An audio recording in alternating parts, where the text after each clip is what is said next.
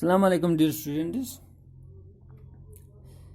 So I will continue your lesson 3 questions and it is lecture number 4 for this lesson. अब तक हमने ये जाना है this when the king did not got answer from people living in his kingdom and he decided to go to a hermit, and hermit was living far from the far in the woods alone in hut. And when the king went to the hermit, and he went in ordinary clothes, and when he approached him, when he reached the hut, he saw that hermit was digging the bed in front of his hut. And in the meanwhile, this king asked him his three questions, and hermit did not reply. Then king offered him that he will dig at his place, and hermit readily gave his spade to the king and told him that just go on. And hermit himself sat down on the ground. Now when the king dug 2 beds, he stopped and repeated his questions. The hermit gave no answers, but stood up, stretching out his hand for the spade, and said, "Now you rest and let me work." But the king did not give him the spade and continued to dig. 1 hour passed, then another. The sun went down behind the trees, and at last the king stuck the spade into the ground and said, "I came to you, wise man, for an answer to my questions. If you can give me no answer, tell me, so I will return home." "Here comes someone running," said hermit. The king turned around and saw a bearded man running towards them. His hands were pressed against his stomach, from which blood was flowing. When he reached the king, he fainted and fell to the ground. The king and the hermit removed the man's clothing and found a large wound in his stomach. The king washed and covered it with his handkerchief, but the blood would not stop flowing. The king redressed the wound until at last the bleeding stopped. तो आज के लिए इतना काफ़ी है. तो यहाँ तक हमने जाना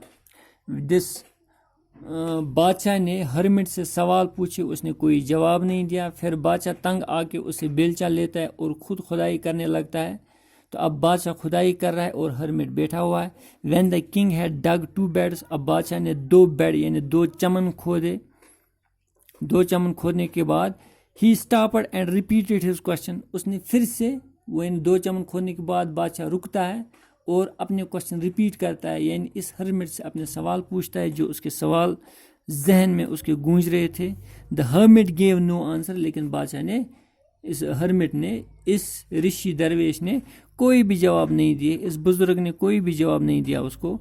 but stood up stretching out his hand, लेकिन खड़ा हो गया और अपना हाथ बढ़ाया. स्ट्रेच आउट हुआ, अपना हाथ आगे बढ़ाना, यानी उसने अपना हाथ आगे बढ़ाया फॉर द स्पेड. किसके लिए? बेलचे के लिए. यानी जब बादशाह रुका, अपने सवालात दोहराए.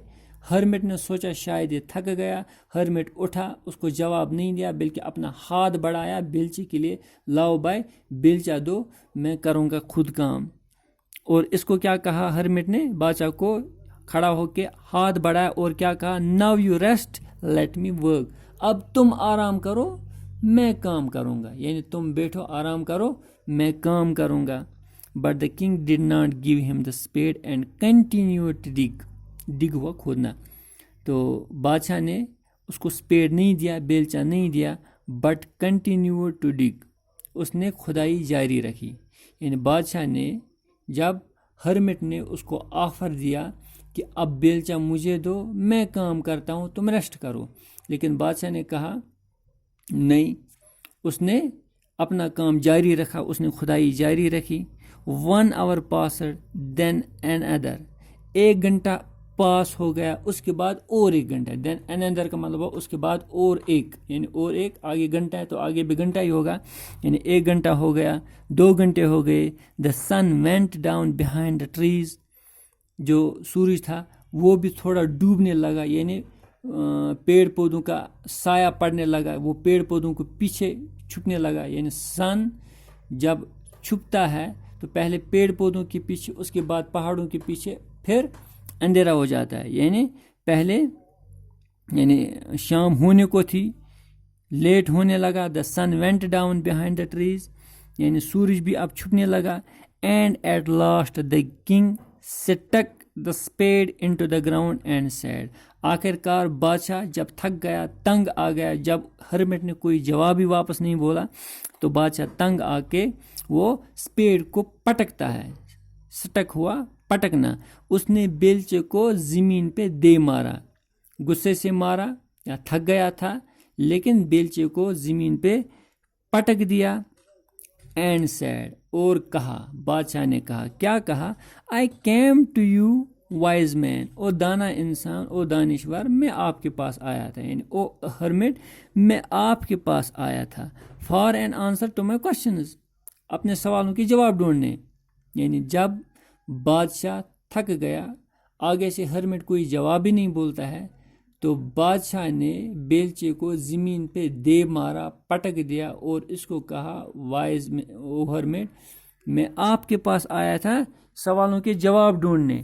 If you can give me no answer, tell me so. I will return home. اگر آپ مجھے سوالوں کے جواب نہیں دیتے ہو، مجھے کہو کہ میں سوالوں کے جواب نہیں جانتا ہوں یا نہیں دوں گا. I will return my home. میں گھر چلا جاؤں گا. تم نے مجھے یہاں کیوں روک کے رکھا ہے، بند رکھا ہے؟ مجھے بولو، اگر آتا ہے سوالوں کے جواب تو کہو، اگر نہیں آتا ہے مجھے کہو، مجھے نہیں آتا یا میں نہیں دوں گا، میں چلا جاؤں گا. Here comes someone running. اسی دوران، یعنی جب یہ بات کر رہا تھا بادشاہ ہرمٹ سے، یہ باتیں بول رہا تھا، اس نے بیلچہ پٹک کے بادشاہ کو لاسٹ الٹیمیٹم دیا، اگر جواب آتا ہے تو مجھے بولو، اگر نہیں دینا چاہتے ہو مجھے کہو، میں گھر چلا جاؤں گا، دیر ہونے لگی. اسی دوران here comes someone running said hermit. اسی دوران ہرمٹ کہتا ہے وہ کوئی دوڑ کے آ رہا ہے.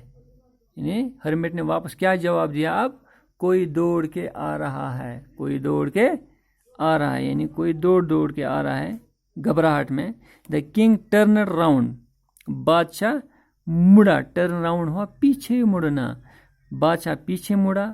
And saw a beard man running towards them, اس نے کیا دیکھا کہ ایک داڑھی والا آدمی ان کی طرف آ رہا ہے، یعنی ہرمٹ اور بادشاہ کی طرف ایک داڑھی والا آدمی آ رہا ہے.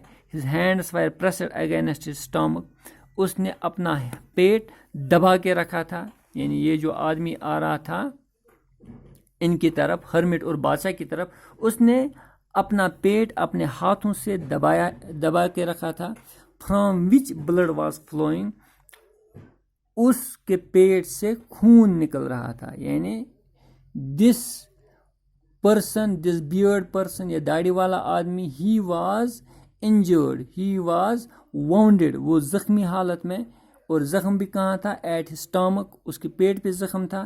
And he had pressed his stomach with his hands، اس نے اپنا پیٹ دبا کے رکھا تھا اپنے ہاتھوں سے.